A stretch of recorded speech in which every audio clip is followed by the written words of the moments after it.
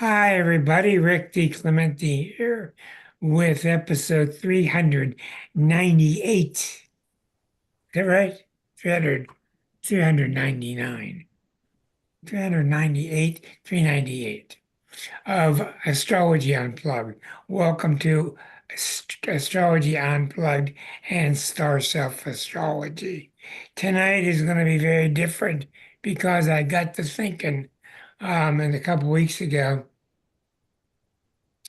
that a lot of this show is very advanced, even for somebody like me and Rick, who've been around a long time. So I thought I would do a show that's very basic. So we try to satisfy all different levels of astrology knowledge. Um, so tonight's going to be about uh, what do you do when you don't know a thing about astrology? How do you get started? And you certainly can't do it all in 1 week, 2 weeks, 3 weeks, 2 years, 3 years. But you can get started. And tonight's going to be a lesson in how to get started. And I have my volunteer tonight, who is Christine, who is going to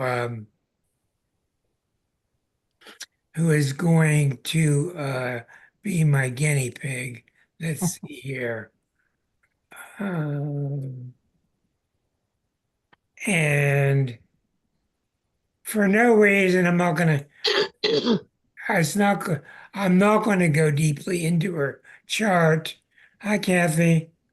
Um, I'm going to use her as a lesson and through her chart teach many different lessons, but it's by no means a reading like I would do for her. Without a doubt, if you're getting started in astrology, you want to read this book, okay? You want to read The Exquisite Zodiac. It's really a good book. It's really good for beginners. It's good for intermediate. It's good for advanced people because it explains to you what a sign is, what Aries is like, what Gemini is like, what Virgo is like, how they're alike, how they are different. And it really tells you clearly. It's not like these other books that give you words to memorize. This book tells you down deep at the essence of each sign what they're really like. And that's one reason it's only 180, 190 pages because I just said it as clearly as I could. And that let me run out of time because I just couldn't say it any clearer. But I can't stress to you enough um, the value of reading that, having that in your beginning repertoire. And if you want to, on my shows here, I took 398 shows here. I took 10 weeks and I taught a complete course. Hello, Rick.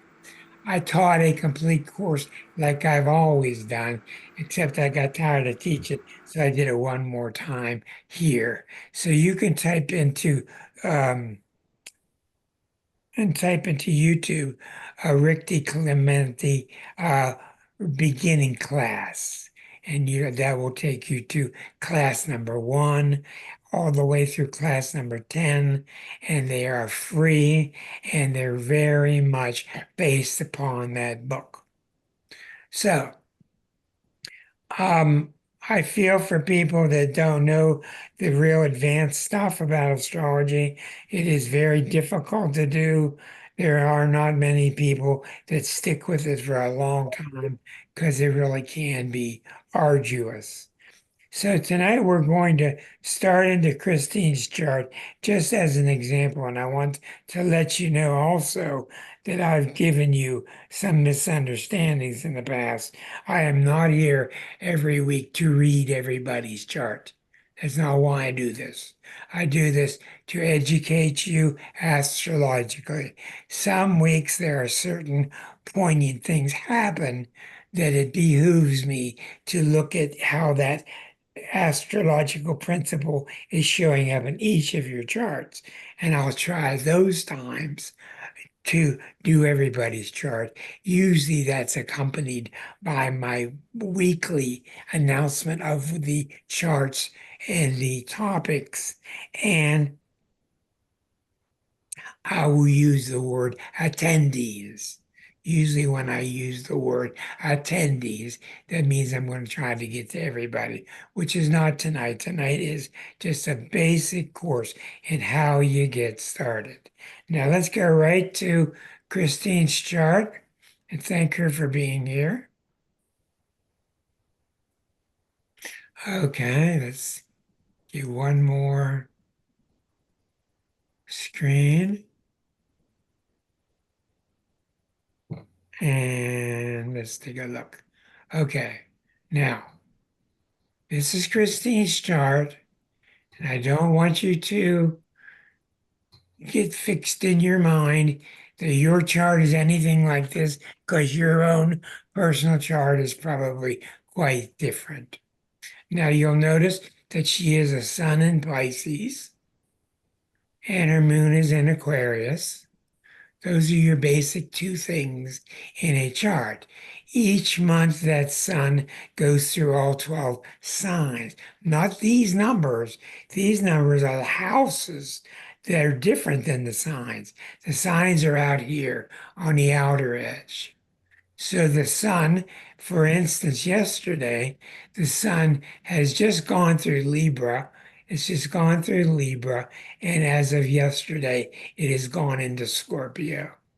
Okay, in case you don't know this, this is the most dangerous day of the year, without a doubt. I've studied this a long time. October 23rd and 24th are the two most dangerous days of the year. You must be very careful when you're driving, when you're around a knife, when you're around somebody dangerous.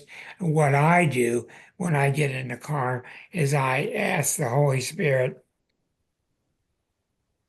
it's all about what you deserve. All these things that are good and bad that happen to you happen so because of what you feel you deserve. So I tell the universe, I deserve nothing but the best today. I deserve uh, un, no untoward things happening to me today. I deserve no untoward things happening to me today. And that will go a long way at making that Mack truck who's in the other lane just miss you. So I'm not kidding you. As you know, I do a lot of crime shows. I've been doing crime shows for at least 30 years, watching everyone I can on TV because I learn a lot about the bad guys and the good guys. And I cannot tell you how dangerous late October is. October 21, 22, when you're 23 and 24, all the way to Halloween. That is a really dangerous week. What do I mean by that? Let's say you got somebody hassling you, or let's say you got an impending lawsuit, or you got impending danger coming to your life. If it's kind of bubbling up and threatening in a way, when the 23rd, 24th of Libra hits, it's likely to manifest. Okay? And it all comes down to you because of what you feel you deserve. So the real secret is, what do you feel you deserve? And if you can keep an eye on that and a check on that, you'll keep the boogeyman away. So that's a no, by the way. Let's get back to Christine's chart. Okay. Now, um, as you see, I have done in 2 weeks, it will be 400 shows, let alone another 150 I did on paper and another 150 I did on the radio, et cetera, et cetera. So there's no way I could cover such a broad category as astrology in one night, but I can at least get you started. Okay, now remember that the zodiac is on the outside, okay, and there are many wheel types that can be drawn many different ways, but you can see that Pisces, then Aries, then Taurus, and then Gemini, etc. And the planets move through the zodiac counterclockwise. Is that right? They move through the zodiac clockwise. I'm sorry. The planets move through the zodiac clockwise unless they're retrograde, which we won't get into, while the planets go through the houses counterclockwise. So every 2 hours, the planets go through the second house, they go through the first house, they go through the second house, 12th house, they go through the 11th house, etc. Now, when you get a chart done, all planets, all 10 or 11 of them, fall in one of the 12 signs. There are not 13 signs, like some people would confuse you. There are 12. There are many reasons on this. I have shows done on each one of these subjects. Now, each planet of the 12 show up in one of the signs of the 12. Each sign, I'm sorry, each planet, when you could count 10, 11, or 12 actually, because there's really many arguments as to what entails a planet. But in general, there are 10, 11, 12 planets. They show up in one of the 12 signs and also in one of the 12 houses. That's what gives us all the permutations to make us so different from each other. Now, Miss Miss Carolyn, Christine, I'm sorry, has the sun in Pisces, and the sun had been in Pisces for 23 days.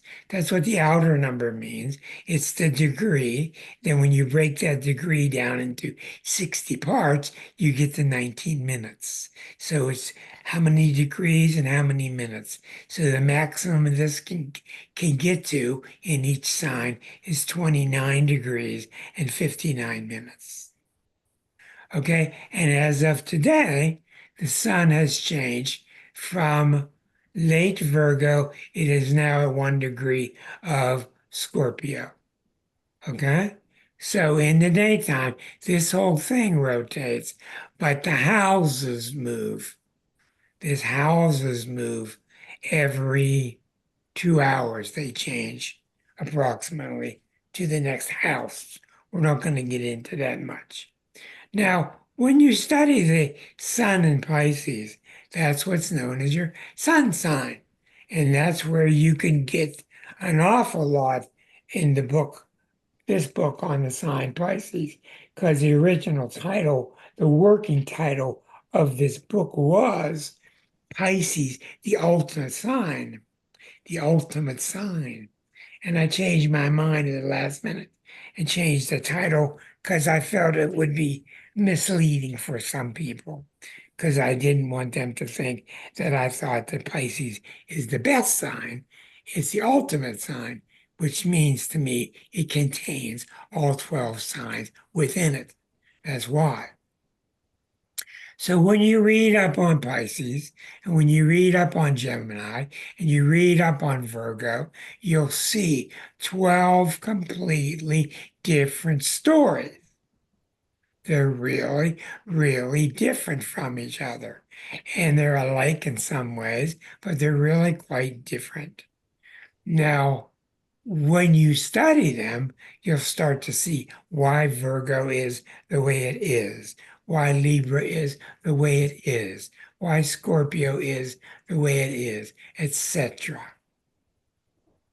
I don't have the time to spend much time in the houses today, and that is covered on week number 3 in my course, which is online here for free, is online for free at YouTube. So your sun sign is just what it says. It's so much a major part of you that we call it your sun sign. we say, what is your sign? It's all the same thing. And once a year, you go through 30 days of the sun going through your sign. And every year it comes back around to your sun sign. Now, we all know that the basics of Pisces is they're very sensitive, they're very tender, they're usually quiet spoken, they're usually a little distant, they usually uh, don't want to get real involved in anything rigorous or challenging. They kind of like to stay by themselves. They're very artistic. They're very peaceful. On the dark side, every sign has its light and its dark. On the dark side, the Pisces people can get confused. They can get off base. They can turn to alcohol. They can turn to escapism. And there are reasons for all these things that are all covered in the book. So I'm not going to get into that tonight because I could talk endlessly about each sign's nature. The next thing we go to is the moon sign. Now, during that month when the sun is going through Pisces, right through here, that month, the moon is going through the entire zodiac. So 1 month of the sun going through Pisces or going through any sign, the moon is going through all 12 signs. And it ends on the new moon and it begins on the new moon, which is nothing more than the sun and moon being together. Now, since the sun is your consciousness, it's the real you, it's the heavy duty part that is your will. The moon is very hard to talk about because it's so complex. The moon is about your feelings. The moon is in Aquarius for her. The moon is in Aquarius. Now, 2 days later, 28 hours later, the moon would go into Pisces. 28 hours later, it would go into Aries. 28 hours later, it goes into Taurus, etc. So that's what they mean about your moon sign. Many books are written on it because the moon has a lot to do with your habits. Listen to the things the moon represents. It's just unbelievably complex. Your emotions, your feelings, your habits, your home, women in your life, your house, your property, your traditions. You get the idea. That's what the moon can be in your chart. And it can be real healthy in your chart, and it can be real unhealthy. And if it's real healthy by means of other analysis, it can mean that you're emotionally pretty healthy, that you get up and down pretty easily. You don't stay depressed for a long time. You don't get happy and jumping off the rooftops every other day. You have a really balanced emotional nature. That's what the moon means. The moon can mean many, many things in a chart, which is one of the reasons why it's so hard to read a chart. Now you'll notice that her sun is in the 12th sign of Pisces, and her moon is in the 11th sign of Aquarius. So those are both very advanced signs in the sense that this is the 11th sign of the zodiac, and this is the 12th. Okay, someone could have a sun in Aries and a moon in Taurus, and they could have the sun in the first sign there is, and the moon in the second house that there is. So it's very different, and it has nothing to do with advancement in terms of maturity. It has to do with each sign of the zodiac represents a different archetypal value. The zodiac itself has intelligence that it puts forth. Some of those signs are rather simple, some of those signs are really advanced. That's why when we wrote the book, Liza and I, we tried to find the proper terms so it wouldn't come across as advanced and not advanced. So we came up with the terms of self-oriented, which are the first six signs of the zodiac, and other-oriented, which are the last six signs of the zodiac. Self-oriented, other-oriented. So the signs of Aries through Virgo, the first six signs, are very self-oriented. That doesn't mean that they're selfish. They can be, but it means that they learn basically about life through studying what happens to them. What about me? And on the other side, the zodiac is very much two halves, very much so, which you will see tonight as we continue. The second half of the zodiac, which goes from Libra all the way through Pisces and begins again in Aries.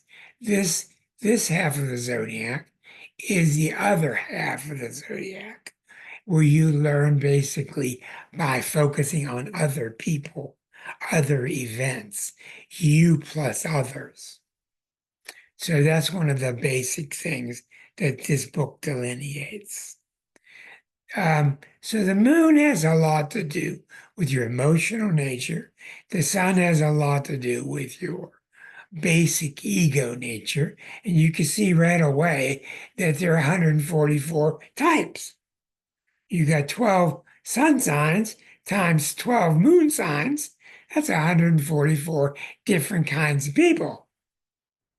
And that's the kind of permutations that you get when you work with the zodiac. In astrology, there are 5 signs. There are 5 planets. I'm sorry, getting signs and planets confused is very easy. There are 5 personal planets. They are the sun, the moon, Mercury, Venus, and Mars. The sun, the moon, Mercury, Venus, and Mars. You'll notice that 4 of them always stay close to the sun. Venus, the sun, Mercury, moon. They always stay rather close. One sun, yeah, to the sun. Now, Mars is beyond the Earth. That's why it can travel through all the 12 signs. Now, when you talk about the personal planets, they have a lot to do with your personality. So far, we know about your sun part of your personality. We know some about your moon part of your personality. When we get to Mercury, Venus, and Mars, I should not have included the moon, I'm sorry. When I get to Mercury, Venus, and Mars, let's see. Am I right, Rick? No, the moon is a personal planet. That is correct. Okay. Right. But the personal planets of Mercury, Venus, and Mars stay pretty much close to the sun, except for Mars. The Mercury, which is the closest planet, is closer to the sun than anything. The Mercury is your mind. What is your mind like? What do you think like? What do you talk like? How do you communicate? Now, since it's closer to the sun than all other planets, Mercury can only be 3 places. It can be in the same sign as your sun or next door. Mercury can only be 3 places. It can only be for her in Aquarius or Pisces or Aries. So it stays in one of those 3 signs. So all Pisces that ever live, that have ever lived, that ever will live, will have their Mercury in Aquarius or Pisces or in Aries. Now, for instance, Mercury in Aquarius is very much is very much a scientific type of mind, a heavy thinker, astrologer, a person who thinks of sci-fi, who thinks of things that are out there, things that are far out, that are complex, that are very non-personal. They're the heavy-duty scientists of the zodiac. The people with Mercury and Pisces in the same sign with their sun, you can get definitions on any of these that go on endlessly, but I'm trying to give you a generic understanding. People with Mercury in Pisces are artistic minds. They're poets. They're gentle. They're soft-spoken. They're poets. They're artists. They can be any kind of thing. They can even be an oceanographer because all Pisces things tend towards the water. Uh, the third type is the Mercury in Aries. Well, the Aries influence on the Mercury makes these people mercurial in terms of adventurous. They're leaders, they're hardcore, they're let's go, let's get it going, let's get things going, let's take the machete and let's cut our way through this forest. So you can already see of the 144 types, make that now times three, because you got three different types of Mercuries. Okay. Now, when you get to the Venus and Mars, this really fills out and really helps you um, to understand the personal planets. The Venus and Mars are very, very personal planets. They have a lot to do with your personality. Venus is the yin, Mars is the yang. Venus is the feminine, Mars is the masculine. Now, that's not to say that you can't have planets in different signs, which you can, but in general, when you're looking at a person's Venus, you're looking at how do they receive people? What do they do to be receptive? How are they when they receive a present? How are they when it comes to tactfulness? When it comes to them being a host? The inward cycle of bringing you in. In a lot of ways, Venus is like a mini moon. The moon and Venus are very much your two emotional planets. So you can already see how you're building a personality just by placing them in different parts of the circle. Keep in mind that some planets, like Eris, will stay here for over 100 years. Okay? And the moon stays there 28 hours. So they all travel at different speeds. And it's very, very important that you get familiar with the speed of the planets.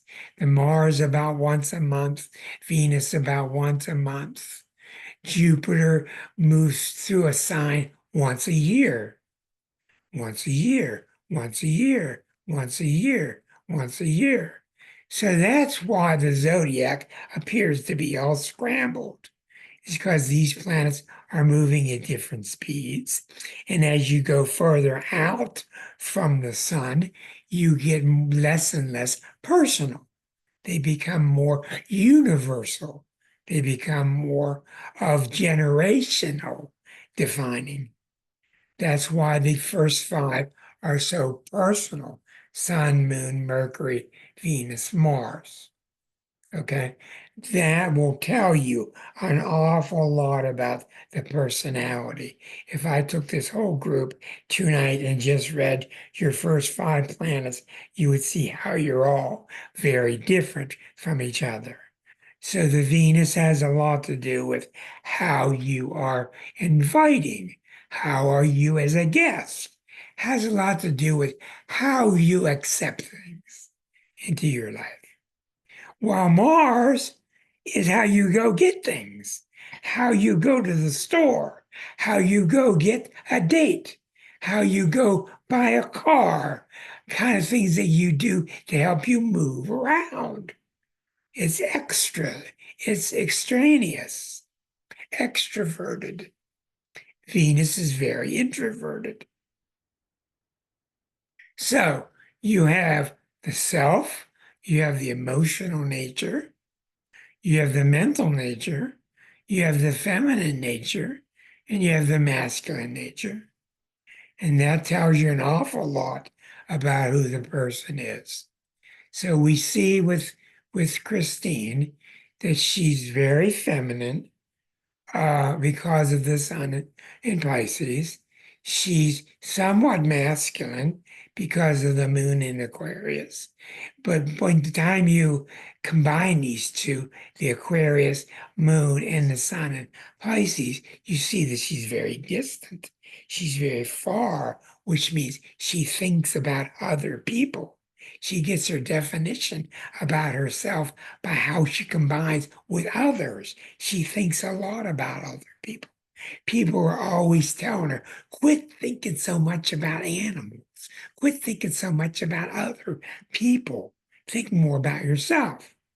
And while in a lot of ways in a lot of ways that is good advice for Pisces, and Pisces can get themselves really messed up by thinking too much of others, by thinking too little of themselves. So it is true. That's why astrology is this continual learning more about Pisces, more about Pisces, more about Pisces, more about Aquarius, more about Aquarius.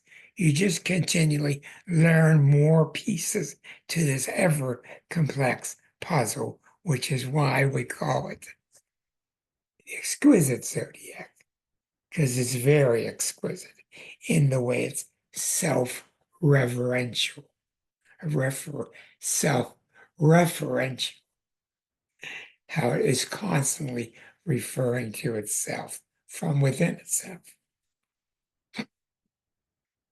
Okay, so if you're going to date somebody, it's nice to know where their Mars is, because then you'll get an idea of what they like to do. It's nice to know where their Venus is. Then you'll get an idea how they like to be treated, what kind of presents I should buy. How the moon is critical. How the moon is very much like your couch. I always call it your couch because it's where you're sitting back and you're laid back. You got the throw pillows and you got 600 cats like Christine and Marcia do. What is your comfort zone? So when you get to know somebody's moon, if you're comfortable with their moon, that goes a long way in relationships. And this is why we often see and we often hear this phrase that these two people are seem to be oddballs together, but yet they fit well. But yet they fit well together. Oftentimes that's because the moons are very compatible. Oftentimes that's why. The moons can be compatible because they're compatible. They can also be compatible because they're complementary. Big difference. And in the zodiac, you need to know the difference between what's really compatible. They kind of fall in the same essence, or they work out of the same essence, versus complementary. He's picky, she's not. He's fast, she's slow. He's conservative, she's liberal. And in a lot of ways, they can be complementary. I'm sure you've seen that. Now, as you go further on out into the zodiac, you encounter the middle planets. And the middle planets are Jupiter and Saturn. And they're not real personal, but yet they're somewhat personal. And they're not real distant either, but yet they're somewhat different. And they're more or less defining your class. Why was your high school class the way it was? Why is your second grade class the way it was? Well, Jupiter only stays in a sign for 1 year. So Jupiter has a lot to do with the way your high school class was. And then it changes into another sign. And what we learn in the exquisite zodiac, two signs can't be more different than the ones that are next to each other. They're really different from each other, the next door neighbors. And the exquisite zodiac talks an awful lot about how one sign evolves out of the other sign, evolves into the next sign. So that's covered very heavily in the book. And that's why I didn't feel a need to extrapolate on these signs. As a matter of fact, when I got done with the book, somebody said to me, and I realized that when I wrote Scorpio, I didn't have much to say. And I wrote Leo, I didn't have much to say. And these are all what's called fixed signs. These signs are very fixed to their element. Every sign is either fixed, which is a real stubborn, like the word says, fixed, or it's one of the other three types of modes. And then you have the four elements, earth, fire, air, water. So when I got to the end of the zodiac, I realized that fixed signs don't have much to say. They got to say what they got to say. They're fixed to it, and that's it. And they're real fixed to it. And that does mean they're stubborn. That does mean they're stuck to their quality. That does also mean that they're very poignant and dedicated to the kind of energy that they're putting out. They're going to stay put with it. So that's one reason I realized when I got to the end of the book that I started to see and ease up on that thought of why Aquarians are fixed, why Leos are fixed, why Pisces are mutable. Let me take a moment and show you this so you'll get a better understanding of this.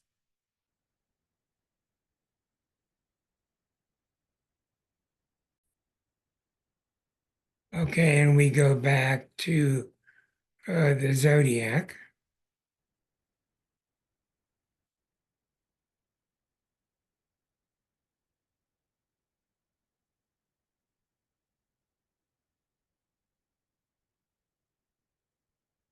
Okay, this is what I'm talking about. This is the basic diagram that the entire course is based on, and the book is. You will notice that there are fixed signs. There are what's called modes. Each sign has a mode. There are four different modes. The cardinal type, which are generators, the fixed signs, which are concentrators, the mutable signs, which are dispersers. And there are 12, 4 times 3. This is the reason there are 12 signs, and the only reason. At the same time, astrology is based on 4 and 3. It's based on those numbers. The four elements, fire, earth, air, water. Okay, fire are happy people, zealous people, energetic people, extroverted. Earth people are down to earth, workers, hardworking, etc. Air signs are mental, They're thoughtful, they're talkative, they're thinkers, they read a lot, go to see movies. Water signs are your emotional signs, like Cancer and Pisces. Um, in Scorpio. So when you get to the inner circle, you see that there are 12 unique pairs. There are 12 unique pairs. This is the reason we're all different. You have cardinal fire, fixed earth, mutable air, cardinal water, fixed fire, mutable earth, cardinal air, etc., etc. This is why you have leadership through fire. This is why you have staying put because of the earth. This is why you have changeability through the air, through discussions.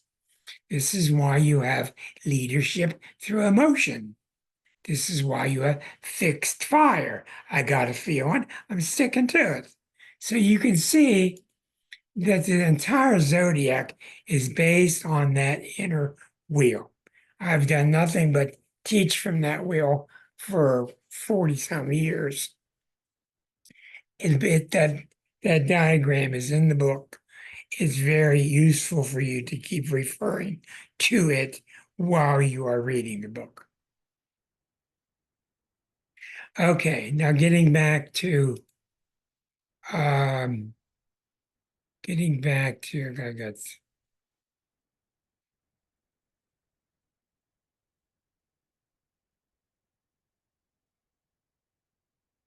too many things going on here. Okay. So you can see right away, while I'm not doing a reading for Christine, we can see that she has a mutable sun, which means changeable, flexible. She has a fixed moon, which is in real contrast to this. Now, as an astrologer, I could see this as helpful or not. Now, this I will tell you, as Rick would tell you, or Claudia would tell you, when I start to read and I know what sun sign it is, I've automatically got my prejudices. I've also automatically got my ideas of what they're basically like, what I got to look out for. I don't hold it against them, but I keep those things in mind.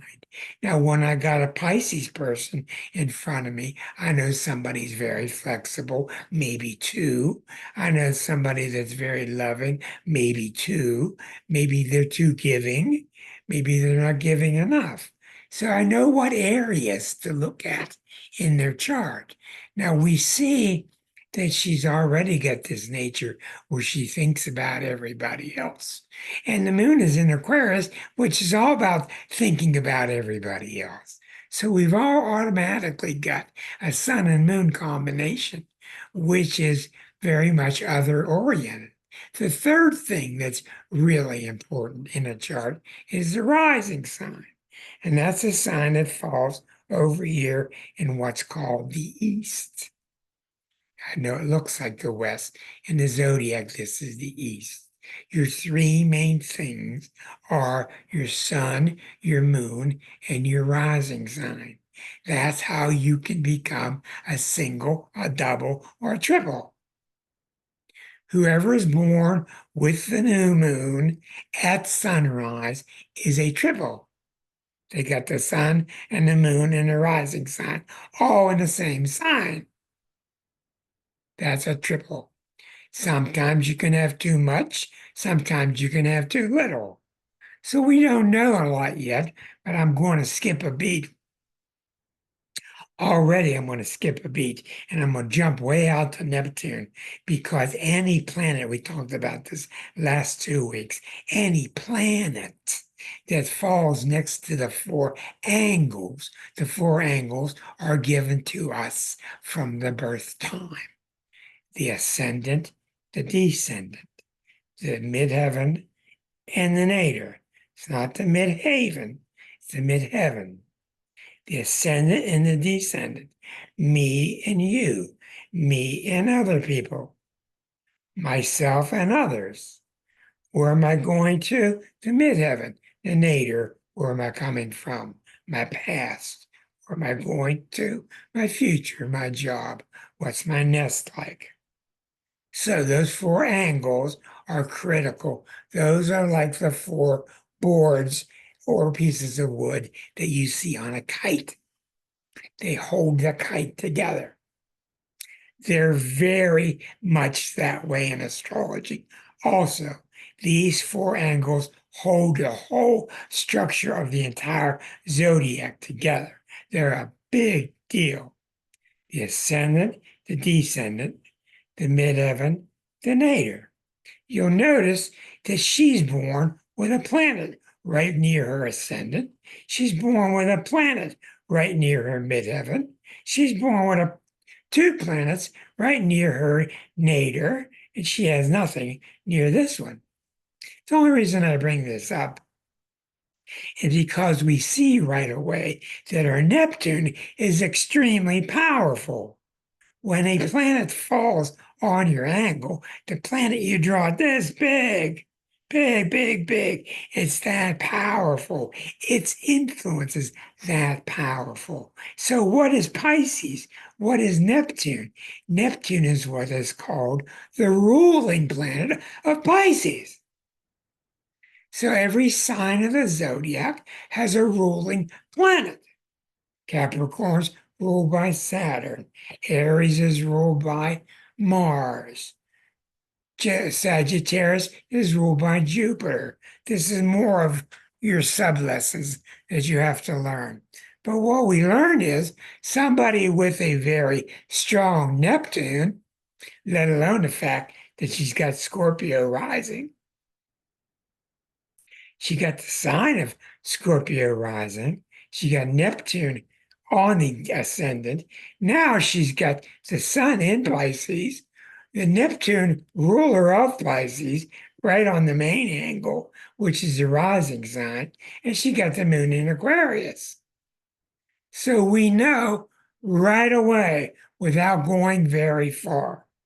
I could take these three things and tell you all about uh, Christine in the fact that she's very giving. She thinks about whether the animals have a warm place to sleep through the winter. She recoils when she sees somebody stepping on a bug. She has great respect for all life. She's full of great love inside. And when you look at that original a diagram that I showed you, the Pisces sign, it just so happens, and this is why I call it the ultimate sign, when it comes down to mutable and all that, you end up with Pisces, which is all about mutable water, which is all about giving love. So you go through all 12 signs, they all have a basic nature. Pisces is very Christ-like, giving love to everybody else. Now, just seeing her Scorpio rising, seeing Neptune on the ascendant, seeing the sun in Pisces and the moon in Aquarius, I know that this woman has a real tendency to really give lots of love to everybody around her. Now, I told you I have my three thoughts about Pisces before I start the reading. We're far from doing a reading. The question I have is she giving too much? Now, I'm not going to even turn this into a reading and ask her questions because that's not what the purpose of this evening is. Is she giving a lot? Is she giving a whole bunch? Is she giving too much where she gets in trouble? And does she fall into that category that sometimes happens with Pisces? Is she an escapist? The alcoholics of the zodiac are the Pisces in a lot of ways because they like to escape the normal boundaries of the earth. Why? Not because they're mean, because they just can't stand the roughness of it. They can't stand the toughness of it. They can't stand the rudeness of it. Dear God, do not put any Pisces in Mr. Trump's family. I think, excuse me a second, I think I escape through shopping. Okay. Right? All And I'm right. a collector of like ornaments and Halloween, like vintage. So that is my escape. I Okay, love. that's your escape. Granted, and it can be many types of escape. It can be from little kids that hide in their closet all the time. It can be little kids that go under the blanket and are obsessed with comic books.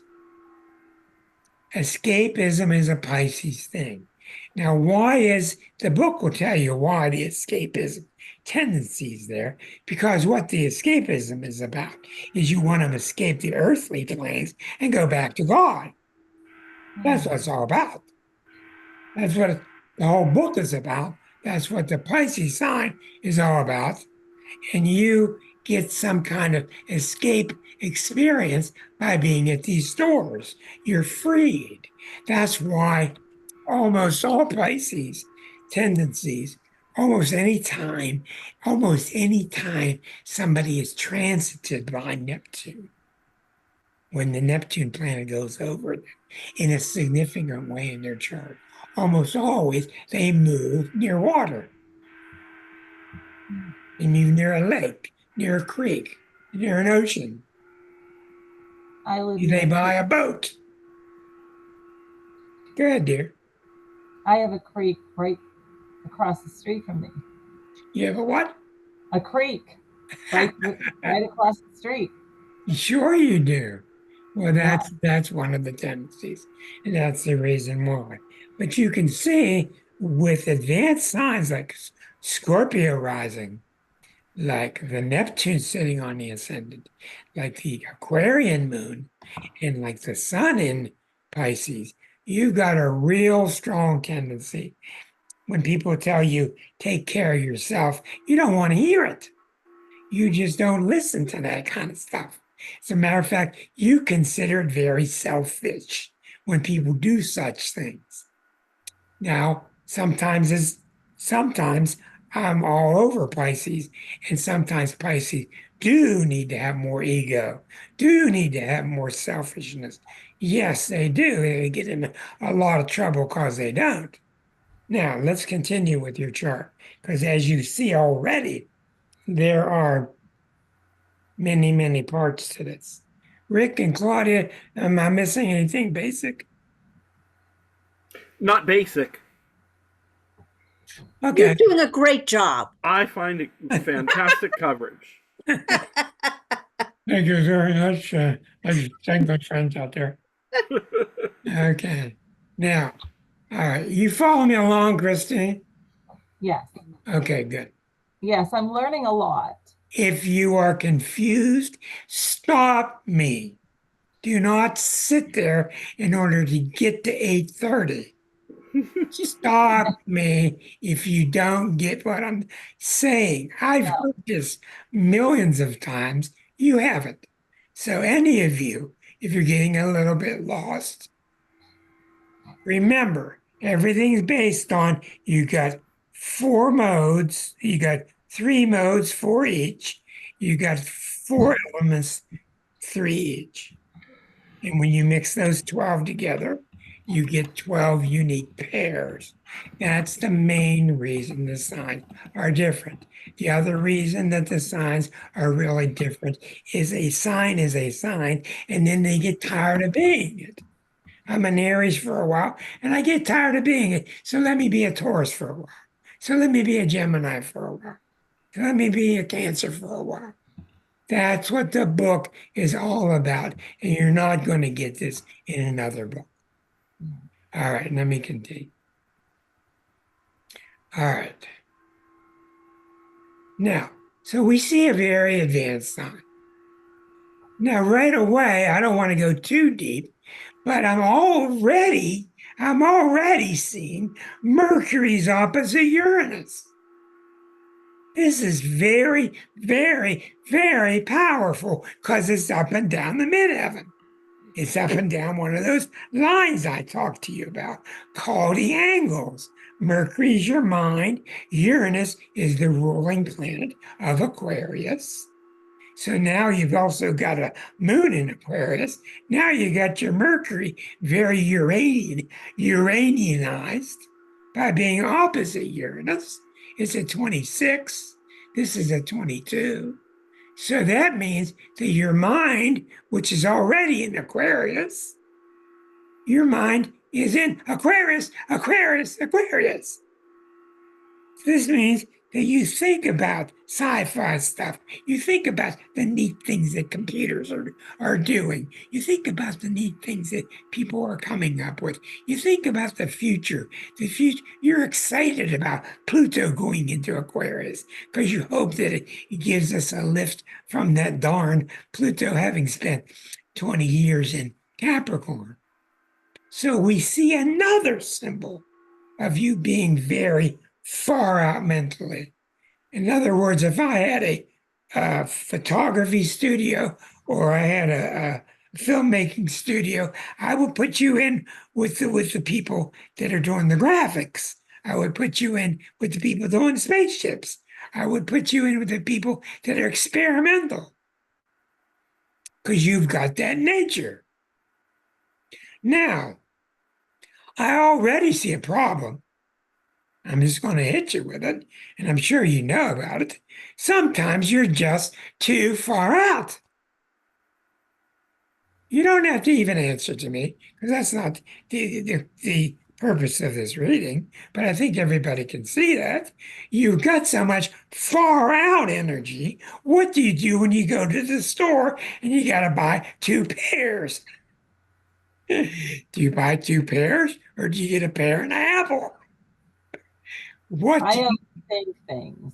huh? I tend to overthink things. Yeah. Well, And the overthinking is the Uranus. yes, Yeah. and I'm also just into like the psychic stuff, paranormal, all that stuff. That's So I yeah. am glued to those things. I love Well, them. that's very, very much you. Now, the question I have is, does it work for you? Yes. All right, well, there are a lot of Oh people. yeah. Well, the answer is no. A lot of people, it doesn't work for them, and they get too far out and they get into the wrong side of escapism. Yeah. I tend to find people that are like me, so I'm fine. Well, I'm really glad, and I'm really glad I found you. Well, thank you. I'm glad I found you. Well, it's true. Now you can see the point here Mhm. that you could be working at NASA. No, I couldn't. Well, No, if I you honestly could not. if you had the rest of the planets lining up for you, you have a NASA-like chart. You have the Oh, NASA-like that's abilities. You really fantastic. do. You also have the abilities to be another Jackson Pollock. I don't even know who that is. He's the guy that took great big sheets of white cloth and spread it on the floor, and he suspended from the air cans of paint and punctured holes in the bottom of the paint and swung his paint around and they drew circles and they drew all kind of abstract.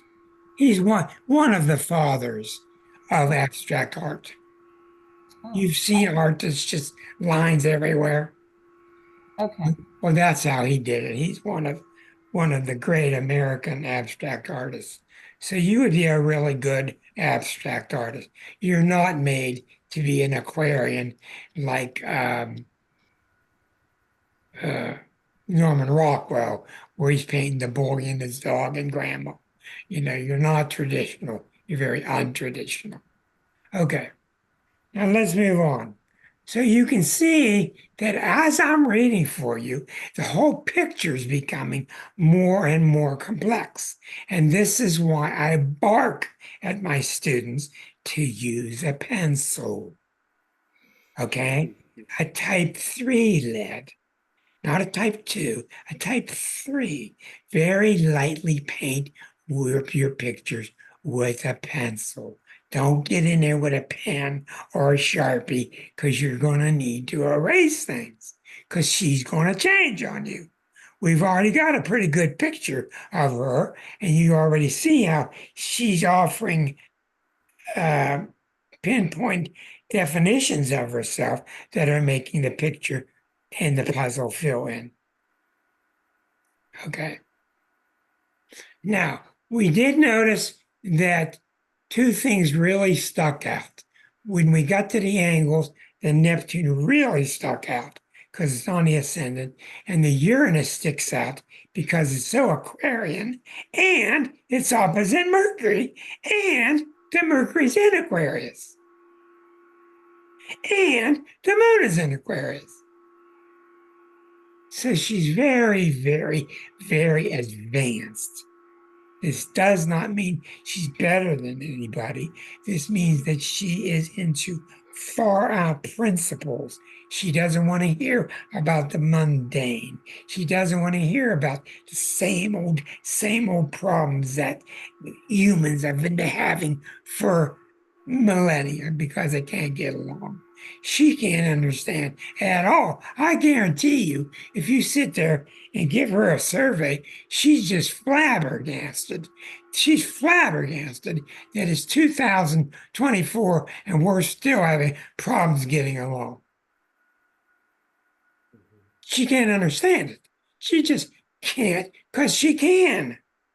She understands it. To her, self-sacrifice is not a scary word. And a lot of people, you bring up sacrifice, and they're really scared of that word when it is the answer. Okay, everybody, go like this if you're still with me. Okay, good. I got Marcia Bud still with me. That's good. All right. Now let's continue. Now, as you get to the outer planets, such as Uranus and Leo, Uranus spends 7 years in a sign, Neptune about 15 years in the sign. You have to get to know the speed of the planets. This is why you people with Neptune in Scorpio, it's not so personal. Hers is personal because it's near the ascendant, but the Neptune in Scorpio is not because it's in there for 15, 20 years. So it's not that personal, it's more universal. That's why this group of people have this nature. And you'll see that everybody born since 1920 till now, till 20 more years, all have Eris and Aries. Eris went into Aries in 1920. It's going to be there for 20 more years. So from 1920 to 2040, this planet's going to be in Aries. Now, on a universal scale, that's nothing, 140 years. Okay? But on a personal scale, it's a big deal. So, what's a big deal about Eris is not what sign she's in, it's if there's a planet nearby, if there's a planet next door to her, if there's a planet across from her, if there's a planet at a right angle. Okay? Then we start to see the Eris having a big effect. That's called the aspects. The aspects are how one planet affects the other, geometrically. All right. We look at Pluto, the Pluto generations. You've heard Claudia and Rick talk about it last week, and me the week before, about the 20 years of Pluto crawling endlessly through Capricorn, and now how next month it's going into Aquarius for good for 20 years. It's not coming back. And the whole mood of the planet is going to change because Pluto's changing signs for the masses. We see the Neptune is in Scorpio. The Neptune will next go into Aquarius. No, that's not right. The Neptune I'm getting myself confused. The Neptune will go into Sagittarius. That's right, it's in Scorpio. It will go into Sag. The Pluto's the farthest one out. And the Uranus for her generation stayed 7 years, then it went in for 7 years in the sign of Cancer. So you can see all these mixtures of all these things moving around at different speeds, which is why people quit doing astrology. It's just confusing. So if you take it slow and you start to watch, and that's why on this show for 7 years, I have intentionally done things slowly and I've also done things quickly. I keep trying to show you the basics and how they work. So this is why it's critical to know what each sign is like. It's critical to know who's earth, air, wind, and fire. It's critical to know the aspects, who's squaring what, who's opposite what, who's conjunct what. These are the main things. And this is why in my online lessons of 10 weeks, these are the subjects I cover. And I stop there. The 12 signs, the 10 planets, the aspects, opposite, square, trine, conjunction,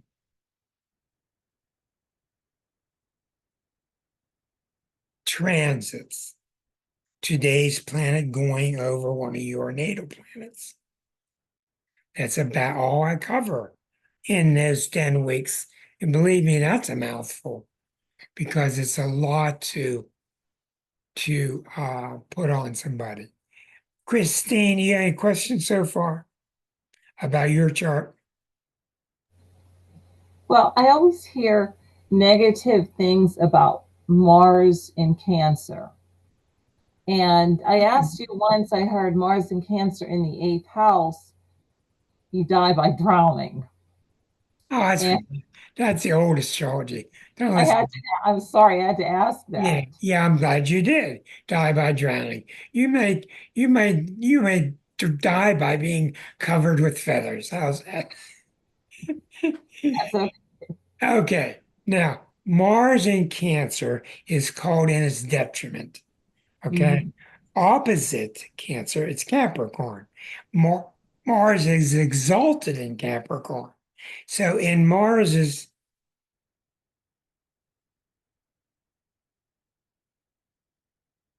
let me get back here.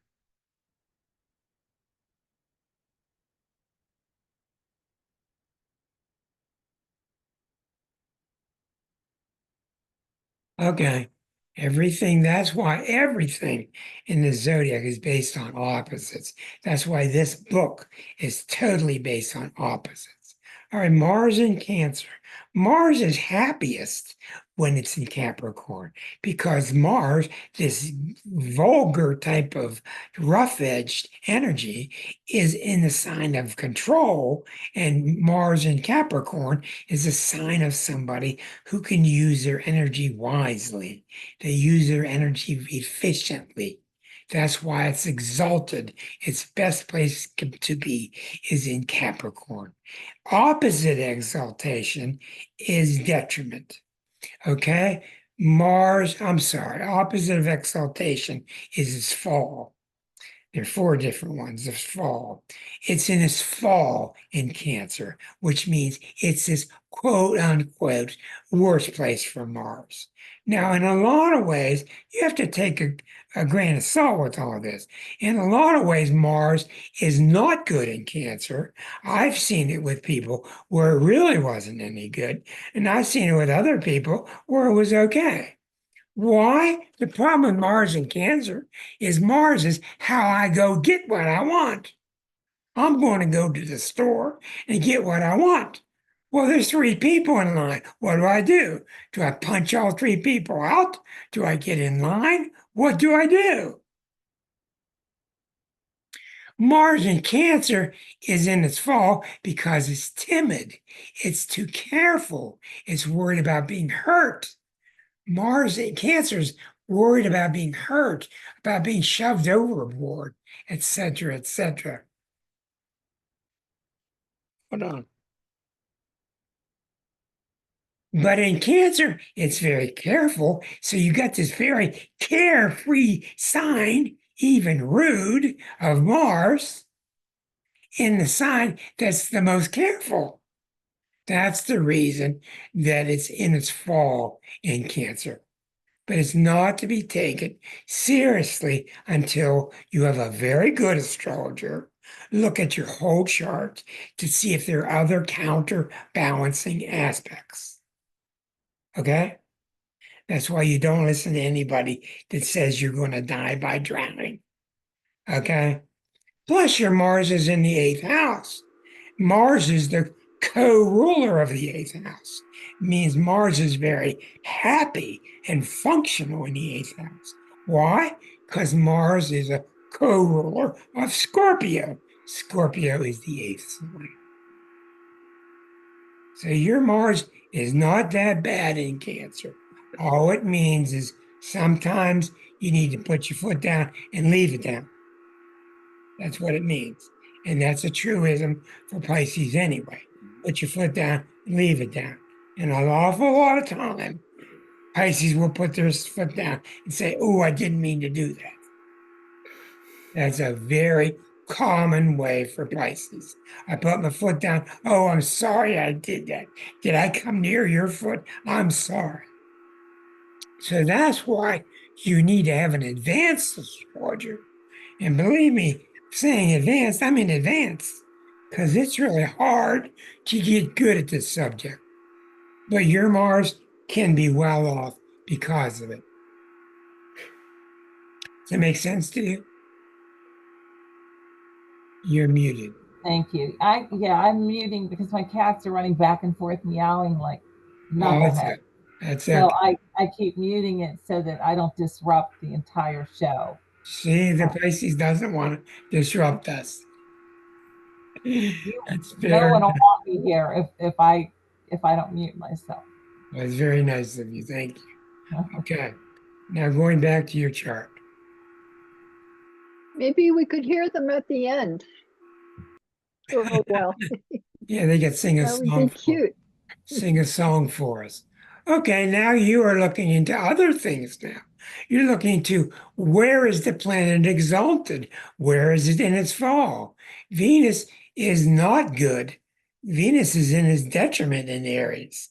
Why? Because Venus is a co-ruler of Pisces. Okay? Let's see if that's right. That's not right. Venus is happy in Pisces. It's a co-ruler of Libra. Anyhow, Venus is not good in Aries. Why is that? Because Venus, how are you going to be accepting when you're aggressive?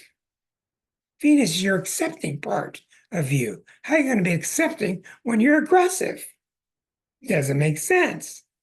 So you have to look for other things in your chart. So therefore, when I go through your chart and I start to see symbols that you're too selfless, I'm sorry. When I start to see signs that you're too selfish, I don't pay any attention to it because I've already seen so much Aquarius and Scorpio and Pisces in your chart. You've already got counteract, mitigating influences. Does it make sense? So that's why, if they don't know astrology, put your fingers in your ears and don't listen to them, because there are an awful lot of people out there talking that don't know what they're saying. They just don't know what they're saying. Rick, you have any points yet?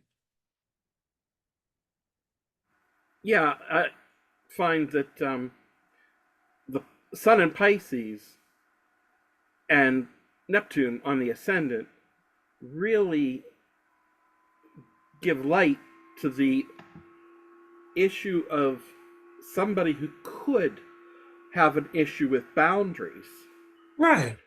But Mars being the energy of the chart in the eighth house is always going to be mindful.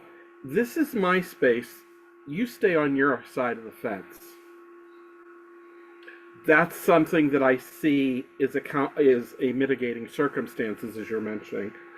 And I think also Scorpio on the ascendant makes me look at that Plutonian ruler and finding it in opposition to Chiron.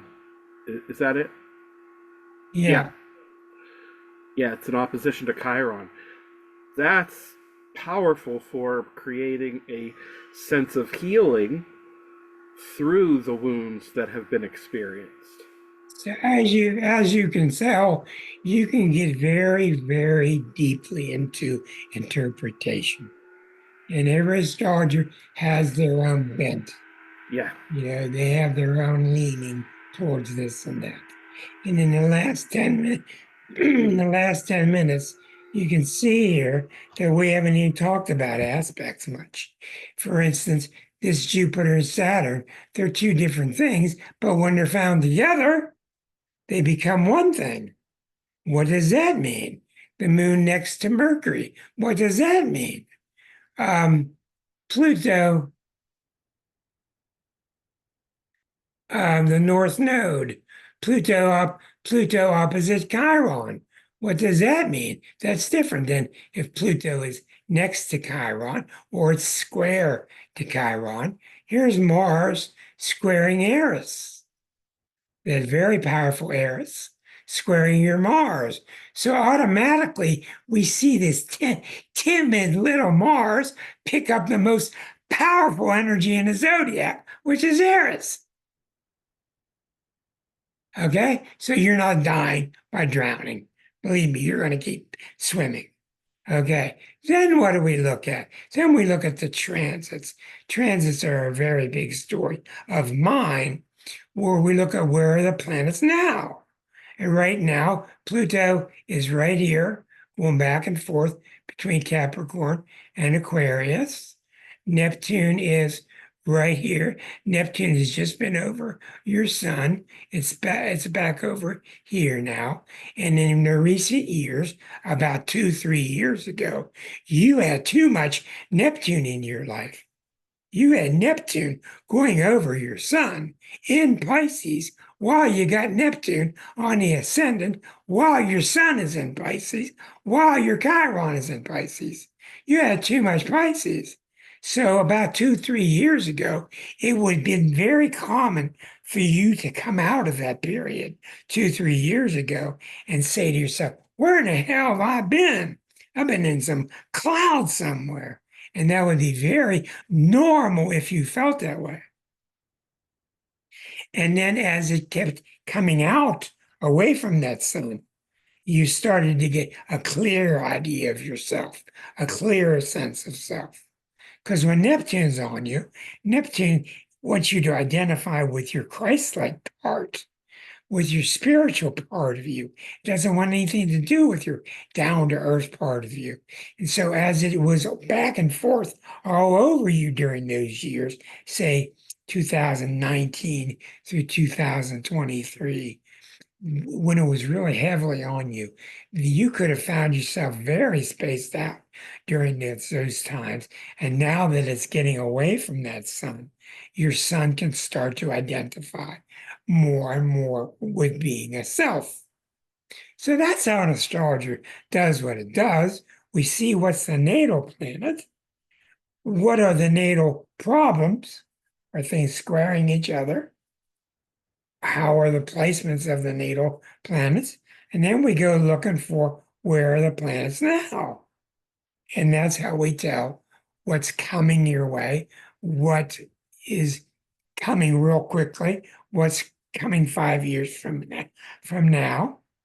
We see that Uranus is in Taurus. So Uranus is about here in Taurus. And very soon, Uranus is going to be squaring itself. So Uranus will have gone 3/4 of the way around the zodiac. Here's Uranus coming into 3/4 of the way around. That will be your second midlife crisis. And Uranus will find itself as it squares Uranus and as it squares the natal Mercury, you'll go through a Uranian great extreme of advanced knowledge and leaping forward and desire to be young again. So, and the final one, which we all learn from so much, they're all important. But Saturn is here. Saturn came around when you were 29, came around when you were 58, and now Saturn is just about here. So you're not that old. So Saturn has just finished its second Saturn return and is starting to open the door for chapter 3 in your life. Chapter 3 in your life is between 58 and 84 when Saturn comes back around. And that final chapter is the chapter of your spiritual preparation for your final transition. So we got just a few minutes left. If you'd like to ask any final questions. Thank you so much, because I've learned a lot. I really appreciate this. I did want, I wanted to say something to Claudia and Rick. Last week, they told me something, and I mentioned this to you, Rick, Rick D. They told something transit, there was a transit or something that happened on July 1990, and I couldn't figure it out. And it was a Chapter 13 bankruptcy. We almost lost our house. I think I drove them nuts because I couldn't think of what it was, because I went brain dead.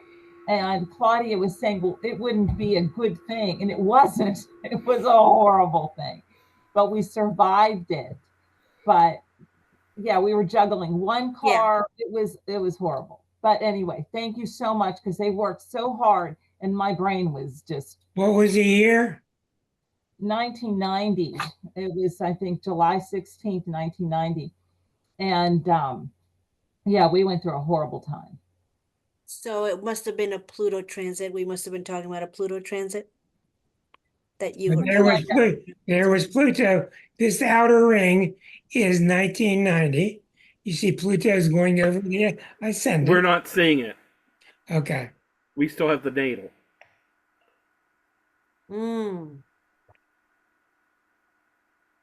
Okay. Thank you. You said July? July of 1990.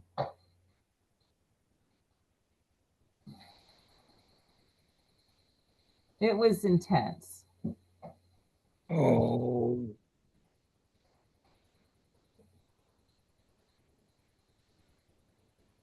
Okay, there you can see that in July, Pluto had just gone over your ruling planet and your ascendant. Pluto had just left your 12th house and started into the first house. A whole new revolution, a 250-year period was just ending and starting. And that's why you came close to losing it. Now, that was what Pluto was doing. Meanwhile, your Saturn return was forming. See? It was forming. Double whammy. That's a big double whammy, yeah. It was awful. Okay. I wanted to divorce him. Okay, now you may have wanted to divorce and all that, but you'll still find out that during a Pluto time, that a lot of the stuff that you let go of during that time cleansed you. Yes. Okay, that's how Pluto works. Okay. Rick? You saw tonight what a birth chart looks like in its tiny little elements. We saw the unusual characteristics about it. We saw an unusual person in that she had so many planets in the other half of the zodiac. You saw some strong angularity here. You saw a lot of good things in the chart. We still don't see in the chart. I don't see in the chart where the shopping comes in. It might be the Neptune, but we're looking for Libra qualities for shopping. Let's see what Erica has a question about. I just have an observation that at that time that Christine was talking about, that her, what's considered our money, which is Venus, was right on her Mars in the 8th house Is in it Cancer. is that transiting Venus? That was transiting Venus, was Yeah. right conjunct her Mars in Cancer in the 8th house. Well, transiting Venus is so fast that that only lasts a couple days. Now, if something was on her Venus, that's a different story. A slow moving planet. Right. Okay. Well, thank you, Christine, for being such a good sport. I hope you learned from it. Yes, And mainly, if there's anybody telling you you're going to drown, don't listen to them because they don't know what they're talking about. And I told you why they don't. If you get any more inklings from anybody, bring it to us first. I will. I will. Thank you so much, all of you. Very Okay, kind. next week there's going to be something I don't know. That's $399, and the following week is 400. And my guest is Deneen Joyner, who is a more or less a shaman, a Pisces shaman. And boy, can she do stuff with your past lives. But I got to finalize everything with her. But anyhow, thank you all so much for tonight. Thank you for staying put and being alert. And thank you and best of luck to you, Christine. Oh, thank you. Thank And you, everyone. Halloween's next week, but we're still on East. Many Thank- blessings, We everyone. can wear our Yeah. costumes. Yeah, wear a costume if you want to.